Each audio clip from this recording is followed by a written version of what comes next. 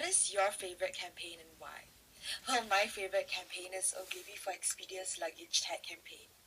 So, normal travel advertising relies heavily on generic panoramic nature shots and pointing tourists. But I like how Ogilvy took the IATA tags, which, while intrinsically linked to air travel and holidaying, is normally ignored, and they turned it into something witty and visually arresting. Also, the use of taglines styled as country stamps further emphasized the theme of the entire ad campaign, and the advertisements managed to portray the many reasons why people travel, thus appealing to an even wider audience. I also liked how digital agency Delete capitalized on the advertisement's popularity and turned it into an online competition where people could design their own captions using the same text. And I thought it was particularly successful because it presented a very cohesive marketing campaign on behalf of Expedia, reached a wider audience because of social media sharing, and got people to really focus on the campaign for long periods of time as they created their own slogans. So I thought that the use of witty campaigns, fun concepts, social media, and most importantly, effectiveness ticks all the right boxes.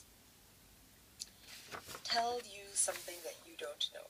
Well, something that you might not know is, as a linguist, we actually study about how accents are linked with social perception. So a study was actually done where people were asked to judge speakers on their reliability, success, and work ethic based entirely on their accent.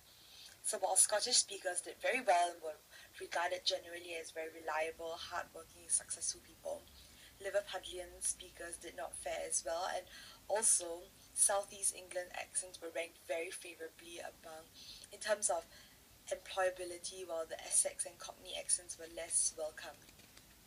Which I thought was interesting because while intellectually we all know that an accent does not determine a person's intelligence, success, attractiveness, the fact that such judgments are accorded to accents, and these judgments do appear to be quite strong, is very interesting. And from an advertising perspective, this would affect the casting of voice talent in anything involving audio, be it like radio advertisements or television commercials.